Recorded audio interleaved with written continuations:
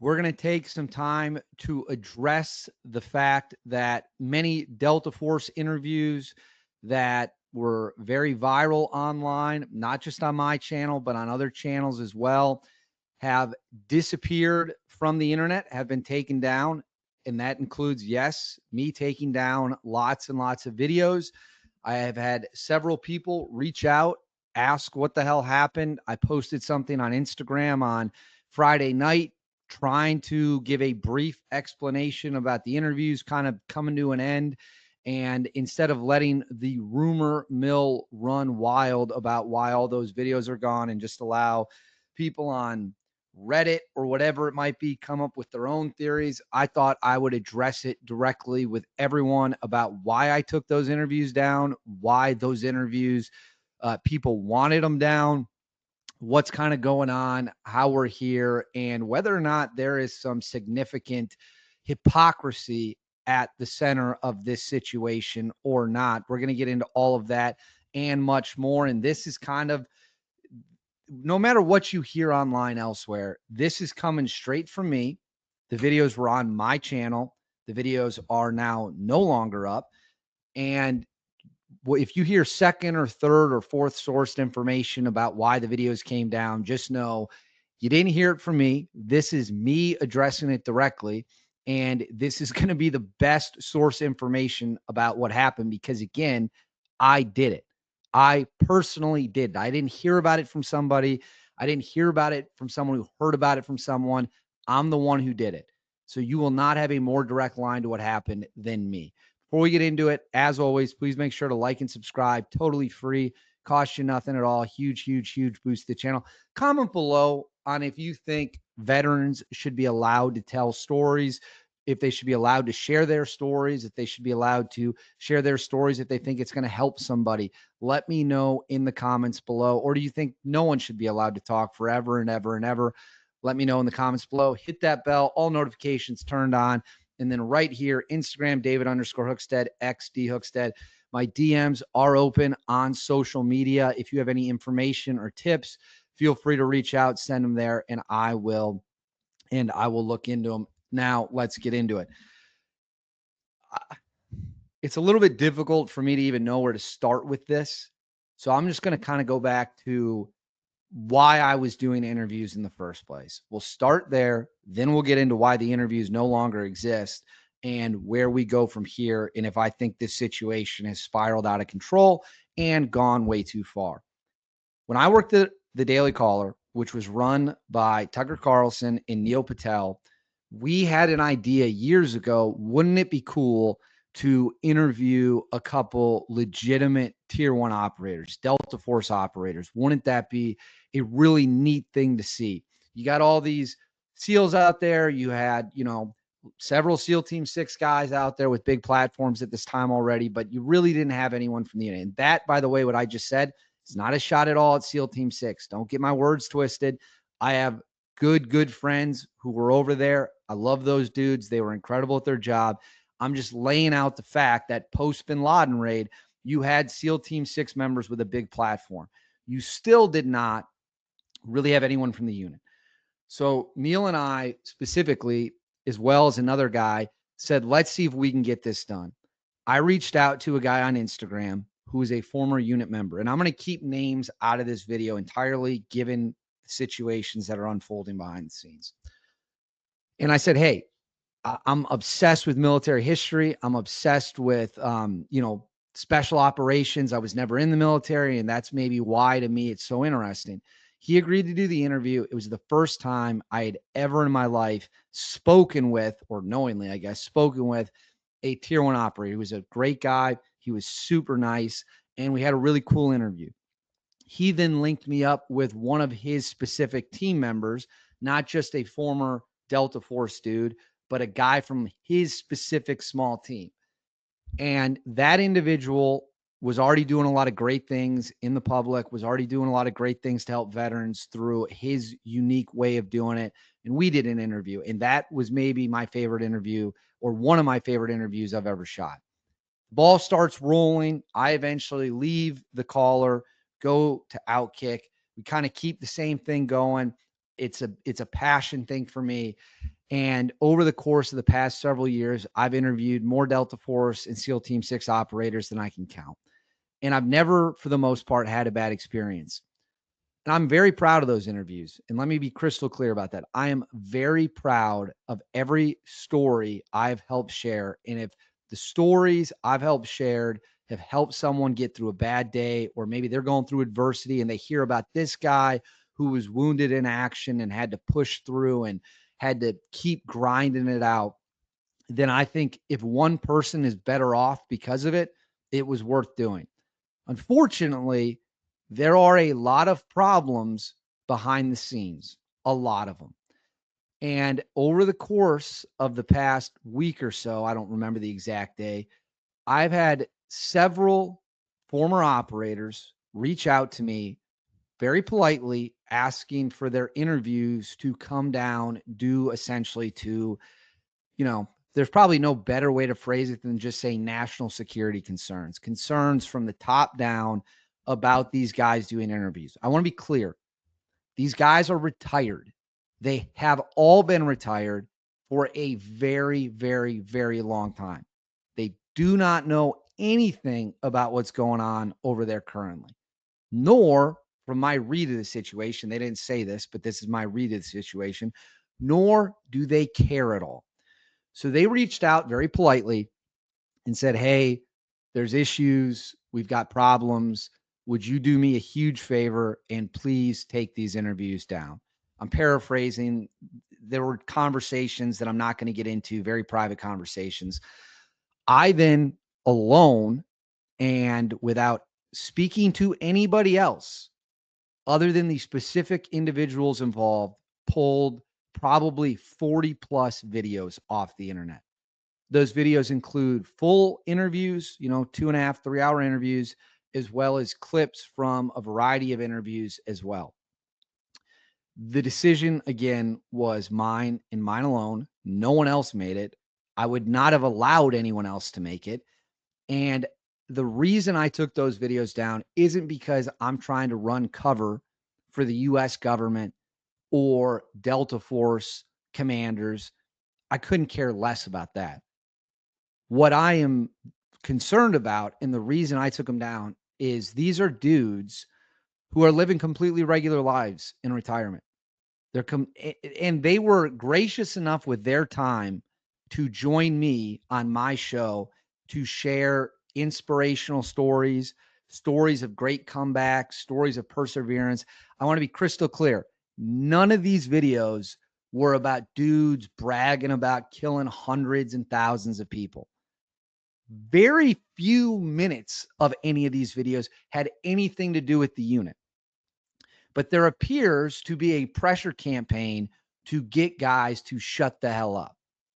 And we're going to talk about that. And it's a little disheartening because I put a lot of time and effort, and I thought there was a lot of historical value in that. But at the end of the day, the trade-off is this. It's not worth the headache to me for those guys to potentially get in trouble for something that, quite frankly, would be unacceptable for them to get in trouble for. And if and when any one of my guests gets targeted, I will then sit here in front of this camera and defend the right of the American people to hear the history of our United States military, which is funded by the U.S. taxpayer. I also want to make clear, at no point in time was any classified information ever shared on my podcast or even anything close to it. Not one thing. As far as I can remember, there's no specific operations that have ever even been named. Certainly not in the interviews that came down. Which leads me to this point. I'm going to put this, you all recognize this symbol up on the screen. We need to have a serious conversation about whether or not pressure should be applied to retired operators to stay silent forever. Or if with enough time passes and it's done in a respectful way with a positive motivation behind it, if it's okay for guys to talk. I think that if a dude has a message that can save lives and pull people back from the darkness, it would be a disservice to the public to not share that message. If there is a message that might keep one more person alive, in what world should that message not be shared? There are a couple very well-known unit members who are out there doing incredible work to help veterans, to make sure that they don't become a statistic. The idea that there should just be complete silence is utterly ridiculous. Now, having said that, there's a big difference between going public because you have a positive message, you want to help people, you want to know that you want people to know you went through something really dark and you came out on the other side a better person. And because you did it, other people can do it as well. There's a big difference between that. And then, as we know with one guy specifically, getting out there and painting yourself as the greatest warrior who ever lived and having a body count that is just ridiculously high. And every story sounds like it was ripped straight from the pages of a movie. I can understand why that is, I'm not even going to say crosses the line, but is not very respectful. And if it's not true, it's even worse, right? But let me ask you this. Let's talk about Zero Dark 30, the movie Zero Dark 30, about the SEAL Team 6 raid on Osama bin Laden's compound. The United States government, the CIA, and members of the Navy worked with the filmmakers to make this movie, to make this Hollywood production. So that was totally fine. It was totally fine for the government, the CIA, and members of the Navy to work with the filmmakers of Zero Dark 30 to make a blockbuster film. That's okay. We can do that. But if you speak on a podcast and don't even divulge anything sensitive, certainly not anything classified, now we might ruin your life over it. But hey, if we want to make a movie, that's totally fine. Admiral McRaven, let's pull this up. Let's see how many books Admiral McRaven's written. Oh, what do you know? Several of them. So Admiral McRaven has written 1, 2, 3, 4, 5 books. 5 books. While he oversaw as well the operation to kill UBL. Last time I checked, no one has a problem with that. Pretty sure Admiral McRaven's done interviews. In fact, I don't even have to say pretty sure. He was just in a Netflix documentary about it. In what world is it acceptable for Admiral McRaven to be in a Netflix documentary about a SEAL Team 6 mission that got UBL, then go and write 5 books, and that's signed, sealed, and delivered, and nobody has an issue with it? But God forbid an enlisted guy gets on a podcast and says whatever it might be. Now we've got a huge problem on our hands. Does that make any sense to any of you? Does that sound consistent to any of you? Or does it sound like rampant hypocrisy? I'll give you another example. Black Hawk Down. Black Hawk Down is one of the most successful movies ever made. Successful war movies ever made, for sure. If you don't count Band of Brothers, because it's technically a miniseries, Black Hawk Down might be the most successful war story ever put on film. And it's a great movie. And it highlights the sacrifice of the Rangers and the Delta Force operators in Mogadishu in 1993. Government has no issue with that. Government has no issue with the fact that it worked with, and the Army worked with, the filmmakers of Black Hawk Down, despite Tier 1 members being involved in the operation. That's promoted, it's talked about, it's celebrated. but God forbid a member of the unit gets on a podcast to talk about overcoming an injury. We can't have that. That won't be tolerated. That won't be allowed. But hey, we want to go make a blockbuster movie about unit members, flood them with resources, give them helicopters, give them Humvees, give them technical advisement. Let them come to Fort Bragg and train with us and film it. Yeah, that actually happened. This is not me speculating. You can find the videos on YouTube. You can see the interviews with the cast members talking about it. So the government had no issue with that. That wasn't a problem.